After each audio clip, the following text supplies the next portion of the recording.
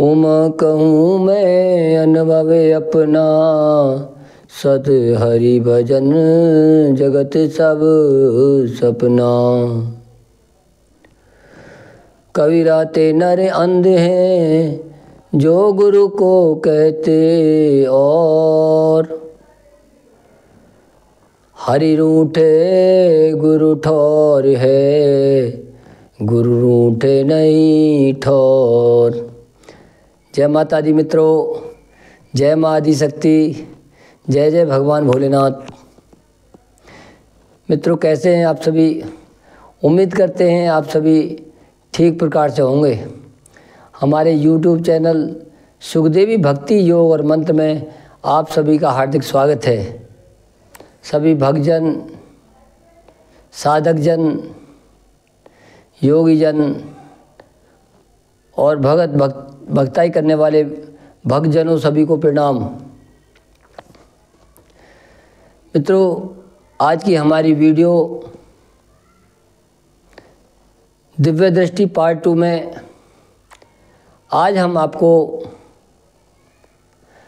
चक्रों को कैसे जागृत करें तथा उन चक्रों के जागृत होने से हमें क्या लाभ है तथा इन चक्रों को जागृत करने से जागृत करने में किन भक्तों को या किन साधकों को कामयाबी मिल जाती है, उसी पर मित्रों इस दिव्य दृष्टि पार्ट 2 में आज हम चर्चा करने वाले हैं। आइए दोस्तों, मैं हूं आपका दोस्त, भक्त, समाज सेवक डॉक्टर BPS भाटी, संस्थापक सुखदेवी आयुर्वेदिक एवं एलोपैथी संस्था। मित्रों आपने यदि हमारी अध्यात्म की कुंजी पार्ट 1, पार्ट 2, 3 सुने होंगे या देखे होंगे, पीछे जो हमने वीडियो में दिए हैं उसमें हमने मनुष्यों में तीन प्रकार की वृत्तियां बताई थी। नंबर 1 सद्वृत्तियां, और एक होती हैं असद्वृत्ति वाले, और तीसरे होते हैं जो निर्वृत्ति, सभी वृत्तियों से ऊपर हो जाते हैं।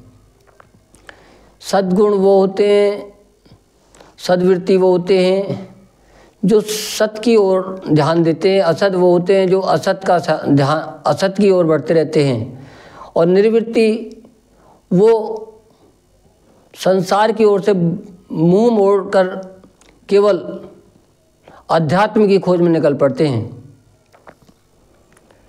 मित्रों इसी प्रकार भक्त भी 4 प्रकार के होते हैं।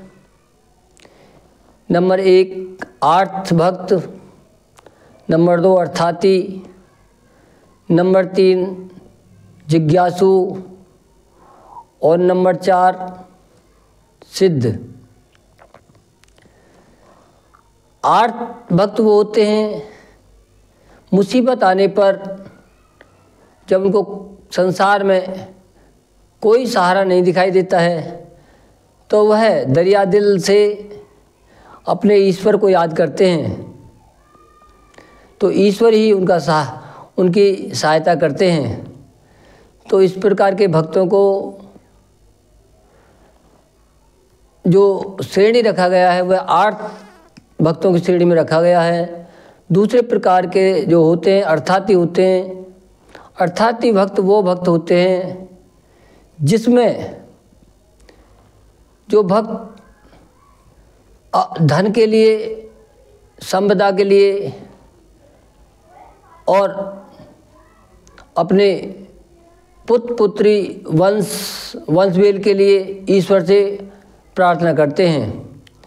और तीसरे प्रकार के जो साधक जन, जो भक्त जन होते हैं वो जिज्ञासु होते हैं। वो भक्ति के साथ साथ जानना चाहते हैं अध्यात्म क्या है, मैं कौन हूँ, भगवान कौन है, भगवान को किसने देखा है। अनेकों जो ये प्रश्न हैं जो इस प्रकार के जो जिज्ञासु भक्त होते हैं उनके दिमाग में चलते रहते हैं। इसके लिए वो स्वाध्याय करते हैं। स्वाध्याय का मतलब मित्रों, मैंने अपनी जो पिछली वीडियो हैं उनमें बताया हुआ है कि स्वाध्याय का मतलब होता है जप, तप और सत्संग। इस तरह से वो और सद्ग्रंथों का अध्ययन भी वो लोग करते हैं, जिज्ञासु जो लोग होते हैं।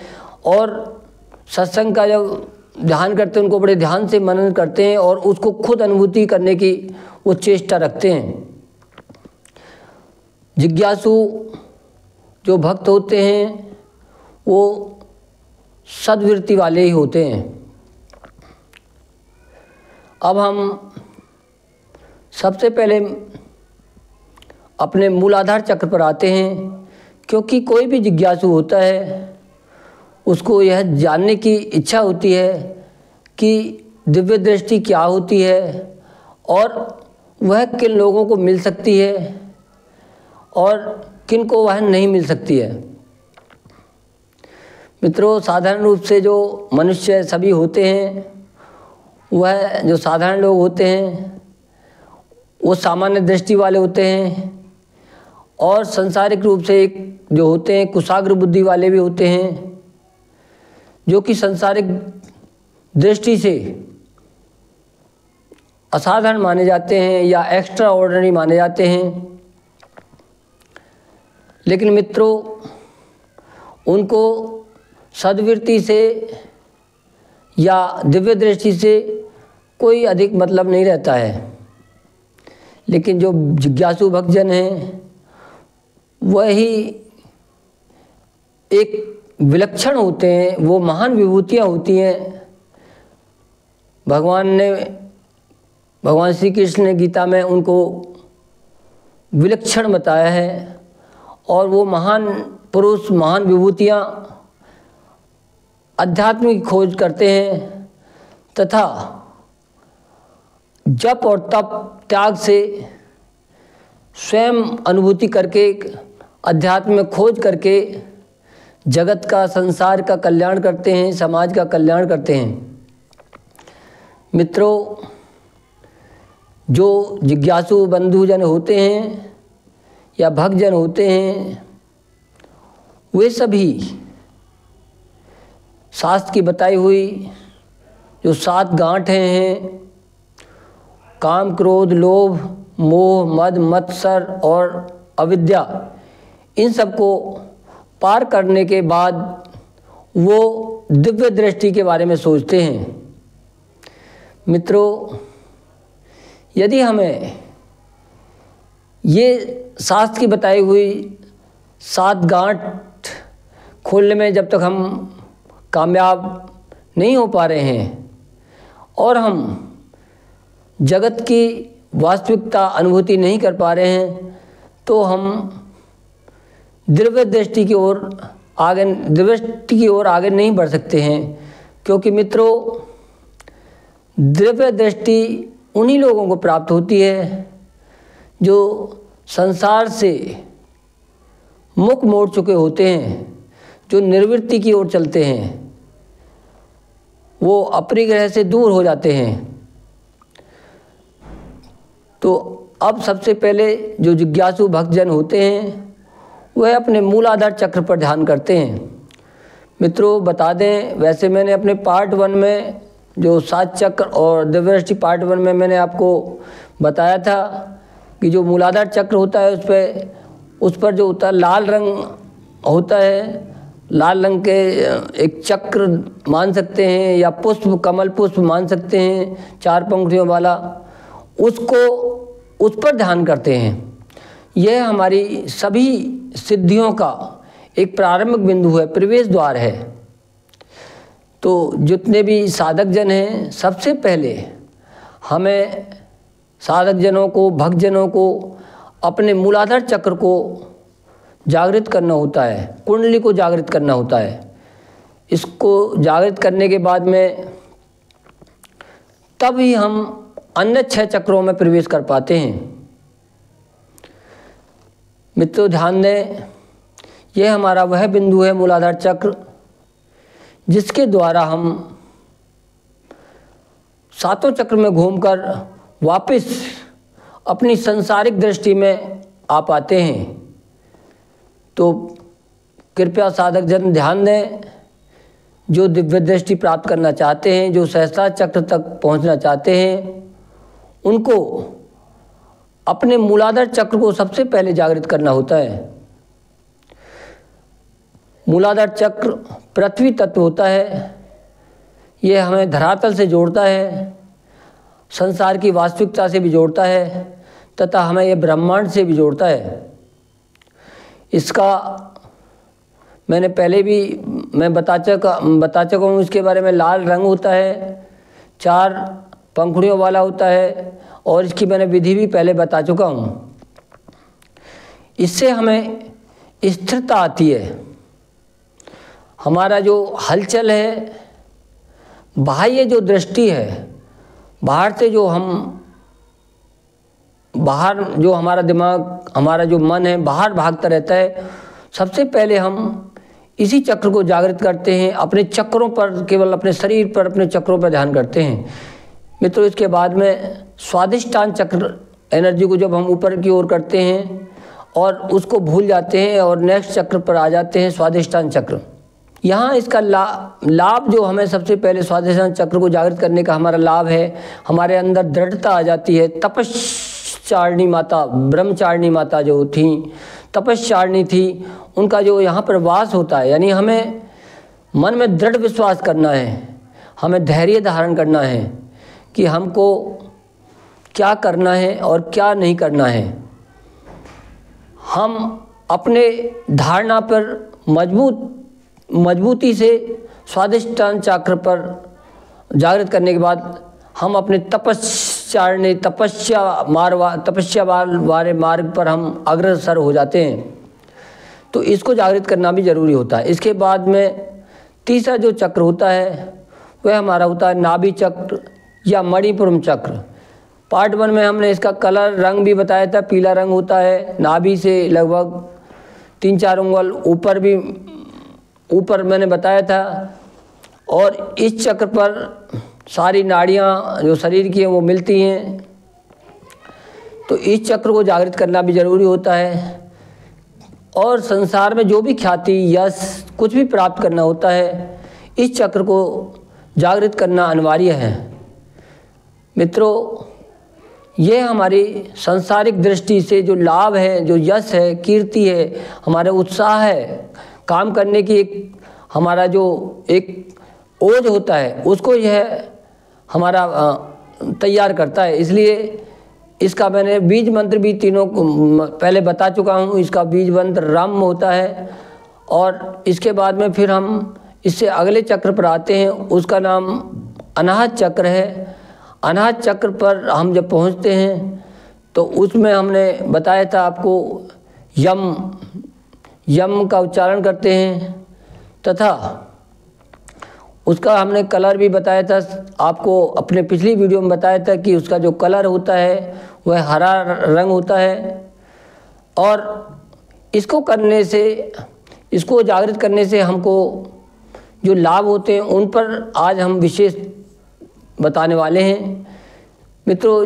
जब ये चक्र जागृत हो जाता है तो इसका मतलब होता है कि हमारे अंदर करुणा, दया या एक भाव, भक्ति भाव जो भी उत्पन्न होता है, ये एक हमारा जो चक्र है ये हमारा जनरेटर है। जनरेटर का मतलब है कि जो भी हमारे विचार, भाव, विचार जो भी होते हैं वो यहाँ से क्रिएट होते हैं, उत्पन्न होते हैं और वह ऊपर की ओर ऊपर के चक्रों की ओर अग्रसर होते हैं। तो मित्रों, यदि हमारे अंदर धैर्य की कमी है, करुणा की कमी है, दया नहीं है या हमारे अंदर भाव नहीं है, तो इसका मतलब हमारा ये अनाहत चक्र जागृत नहीं है। जब हम इसमें पारंगत हो जाते हैं तो इसके बाद हम विशुद्धि चक्र की ओर चलते हैं। विशुद्धि चक्र मित्रों, मैंने बताया था कि जो नीचे के जो चक्र हैं उनको भूलते जाना है और हमें शनह शनह अपनी एनर्जी को, अपने ध्यान को विशुद्धि चक्र पर लाना होता है। मित्रों, विशुद्धि चक्र ही एक ऐसा है जो कि हमारे दिव्य दृष्टि की हमारी जो एक रुचि है, दिव्य दृष्टि को जो भक्तजन जानना चाहते हैं, जो साधक हैं, वो विशुद्धि चक्र से, क्योंकि जो हमारे भाव विचार हैं उनका जो शुद्धिकरण है वह विशुद्धि चक्र ही करता है। मित्रों, यदि हम विशुद्धि चक्र को, अपने जो विशुद्धि चक्र है इसको जागृत कर लेते हैं तो इसका मतलब है कि हम कॉन्फिडेंस के साथ किसी के साथ बोल सकते हैं और हमारा कम्युनिकेशन स्किल भी अच्छा हो सकता है। हम दूसरों से अपनी बात को रखने में भी कामयाब हो जाते हैं। अपने जो भाव विचार हैं, हमारे अंदर जो अनुभूति है, जिसको ज्ञान है हमें, उसको हम अपना जो गुरु तत्व हमारे अंदर छिपा हुआ है, उस गुरु तत्व के द्वारा हम दूसरों तक भी उस गुरु तत्व के द्वारा विशुद्ध करके, शुद्धि करके दूसरे भक्तजनों का, साधक जनों का हम कल्याण कर पाते हैं। मित्रों, यह हमारा विशुद्धि चक्र होता है। मैंने पहले भी बताया था, विशुद्धि चक्र हल्का नीला रंग होता है और इस पर भी हमें, इसको भी जागृत करना होता है। इसके बाद में हम आज्ञा चक्र पर आते हैं। आज्ञा चक्र में मैं पिछली वीडियो में बता चुका हूँ कि ओम का उच्चारण भी कर सकते हैं, या फिर ध्यान दें, ये हमारा जो हमने 5 जो चक्र अभी तक जागृत किए, अब हमें भूल जाना है। हमें अपने इष्ट का ध्यान करना है। गणेश जी का, भोलेनाथ का, माता का, सबका ध्यान करते हुए यहाँ जिस भी इष्ट देवता की आप पूजा आराधना करते हैं, जो भक्तजन, वो उसका ध्यान करें। यदि योगीजन, केवल कुछ योगीजन एक लाइट या प्रकाश का या एनर्जी का, जिस प्रकार की भी साधना में वो पहले से रत हुए हैं, तो वो उसी प्रकार साधना करें तथा विभिन्न विधियों से उसमें निखार लाएं केवल। और उस नीले रंग में आँखों के अंदर और इस आज्ञा चक्र पर एक नीला रंग, बिल्कुल नीला रंग कर दें तथा अपने इष्ट प्रभु के दर्शन करें, या कमल पुष्प के 2 जो पंखुड़ी हमने बताए उनका ध्यान करें। मित्रों, कई बार साधक जनों को ऐसे अपने आप करने से उनको कामयाबी नहीं मिल पाती है, लेकिन यदि उनका कोई सद्गुरु हो तो वह इस आज्ञा चक्र का ज्ञान करा देता है। तो मित्रों, यदि हम भक्ति करते हैं तो भक्ति भाव से भी हमारी जो ये मंत्र जाप होते हैं, इनसे भी हमारी यह जो दिव्य दृष्टि है वो खुलने लगती है, धीरे धीरे खुलने लगती है।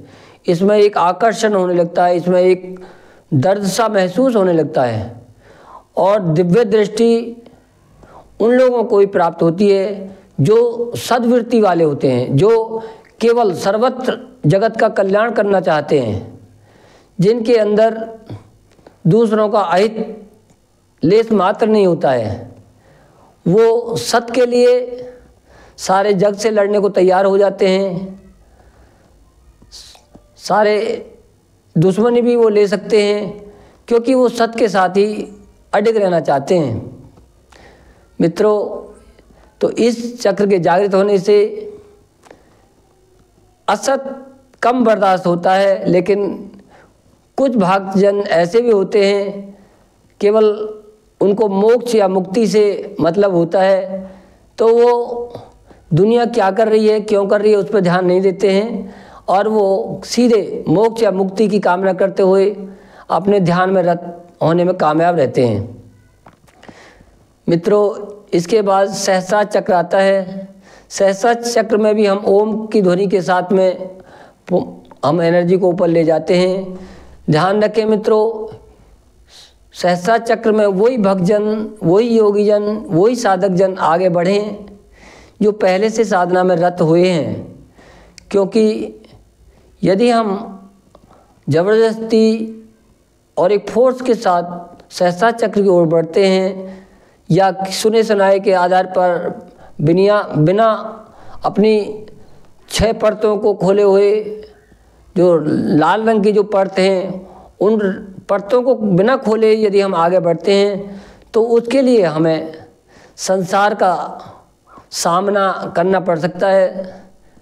संसार के अन्य लोगों को, क्योंकि हमें संसार में ही रहना है, संसार के सभी मनुष्यों के साथ रहना है, समाज में रहना है, तो इसलिए इस सहस्त्र चक्र में वही साधक जन जाएं जो साधना में रत रहते हैं, जो कर सकते हैं। मित्रों, जब इस चक्र में पहुंच जाते हैं, सहस्त्र चक्र में जब पहुंच जाते हैं, तो इससे ये हमारा लास्ट होता है, हमारा आखिरी होता है। यहाँ पर जो कलर का विशेष ध्यान नहीं देना है, लेकिन कलर बन भी सकते हैं।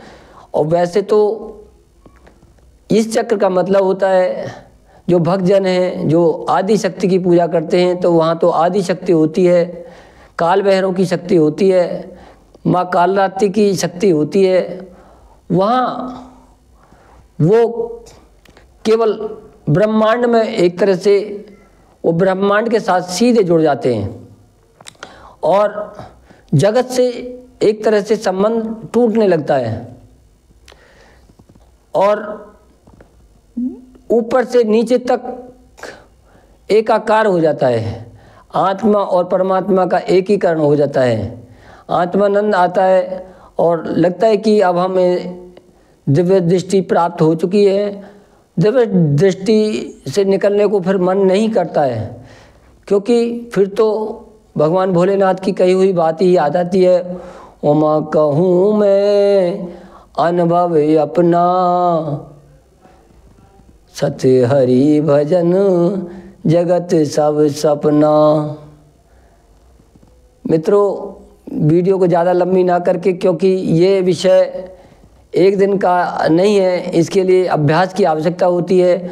मैं अपनी अगली वीडियो में इनके चक्रों का अभ्यास कराऊंगा, तो कृपया मेरे साथ अगली वीडियो में बने रहें तथा इस पार्ट 3 में आने से पहले मेरी आध्यात्मिक कुंजी पार्ट 1, पार्ट 2, पार्ट 3 को भी देखें तथा अन्य जो भी वीडियो भक्ति योग मंत्र से संबंधित है उन पर भी ध्यान दें, तो दिव्य दृष्टि को समझने में और आसानी होगी। मित्रों, आज जो हमने ये जो जानकारी दी वह आपको कैसे लगी, उम्मीद करते हैं आपको मेरे द्वारा बताई गई यह विधि पसंद आएगी।